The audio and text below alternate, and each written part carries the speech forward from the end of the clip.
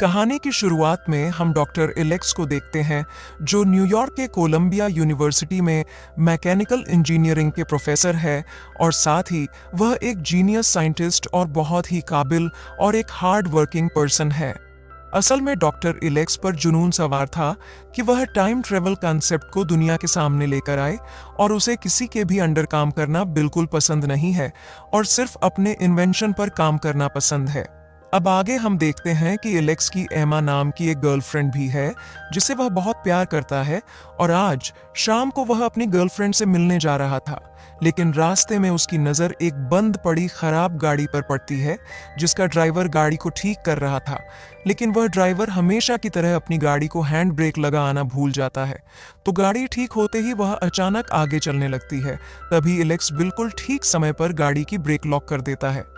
इसके बाद वो ड्राइवर एलेक्स को शुक्रिया कहता है और कहता है कि चलो मैं तुम्हें अपनी गाड़ी से सैर करवाता हूं। तो एलेक्स कहता है कि नहीं, मुझे कहीं और जाना है। और फिर वो अपनी गर्लफ्रेंड एमा से मिलता है और दोनों मिलकर बहुत ही खुश होकर एक दूसरे के गले लगते हैं। फिर एलेक्स एमा को एक अंगूठी देकर शादी के लिए प्रपोज करता है, लेकिन अचानक से वहां पर एक चोर आता है और उन्हें लूटने की कोशिश करता है और एक बंदूक दिखाकर एक एक करके उनकी सारी चीजें लेने लगता है और आखिर में वह अंगूठी भी छीन कर लेने की कोशिश करने लगता है, लेकिन तभी बंदूक से गोली चल जाती है और एमा को लग जाती है। इसके बाद एलेक्स जल्दी से एमा के पास जाता है और उस समय वहीं पर उसकी मौत हो जाती है। अब एलेक्स काफी ज्यादा दुखी हो जाता है और अपनी गर्लफ्रेंड को खोने के दुख में बहुत रोता है। फिर हम 4 साल बाद का समय देखते हैं जहां एलेक्स ने डिसाइड कर लिया था कि वह टाइम मशीन का इन्वेंशन करेगा और पास्ट में जाकर अपनी गर्लफ्रेंड से फिर से मिलेगा। और ऐसा करने के लिए वो दिन रात मेहनत करता है और फिर फाइनली 6 साल बाद 1903 में वो टाइम मशीन बनाने में कामयाब हो जाता है।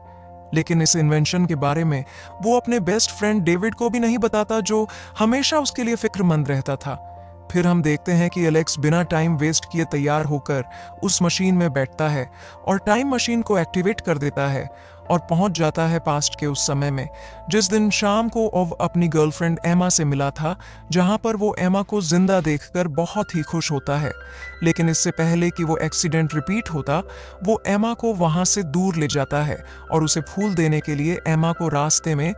रखकर एक फूल की दुकान में जाता है। तभी उसे एक आवाज सुनाई देती है, जिसके बाद वहां जाकर एलेक्स देखता है कि वही गाड़ी जिसका ड्राइवर हमेशा की तरह हैंड ब्रेक लगाना भूल जाता है, उस गाड़ी के नीचे आने की वजह से एमा की फिर से मौत हो जाती है और एलेक्स यह देखकर फिर से एक बार दुखी हो जाता है। लेकिन फिर भी वह हार नहीं मानता और अब वो फ्यूचर में जाने की सोचता है, इस उम्मीद से कि शायद फ्यूचर के लोग यह जानते होंगे कि पास्ट के टाइम को कैसे चेंज किया जा सकता है। इसलिए वो 2030 के समय में जाता है जहां पर इंसान चांद पर जिंदगी गुजारने की तैयारी कर रहा है। इसके बाद एलेक्स वहां पर एक लाइब्रेरी में जाता है जहां उसकी मुलाकात एक होलोग्राफिक आर्टिफिशियल इंटेलिजेंस लाइब्रेरियन से होती है, जो दुनिया के हर कंप्यूटर से कनेक्ट होता है। वहां पर एलेक्स उससे पूछता है कि पास्ट को कैसे चेंज किया जा सकता है, तो वो लाइब्रेरियन बताता है कि अभी तक इस समय में टाइम ट्रेवल मशीन इन्वेंट नहीं हुई है और यह सुनकर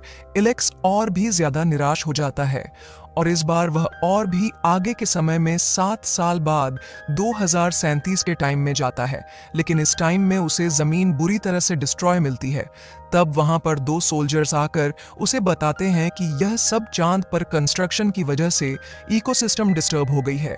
और चांद का मलबा टूटकर जमीन पर गिर रहा है और चांद जमीन के इतना करीब आ चुका है कि वह किसी भी समय जमीन से टक सकता है। यह कहकर वह दोनों सोल्जर्स एलेक्स को रेस्क्यू करने की कोशिश में अपने साथ ले जाने की कोशिश करते हैं, लेकिन एलेक्स उनसे बचते हुए अपनी टाइम मशीन की तरफ भागने लगता है और जमीन के डिस्ट्रक्शन का शिकार होने वाला ही होता है कि बचने की कोशिश में जल्दबाजी में वह मशीन को अननोन सेटिंग पर ट्रिगर कर देता है और अचानक से झटका लगने की वजह से वह बेहोश हो जाता है, जिससे उसकी मशीन लाखों साल आगे जाते हुए ट्रेवल करने लगती है। अब आगे जानेंगे मूवी के पार्ट 2 में।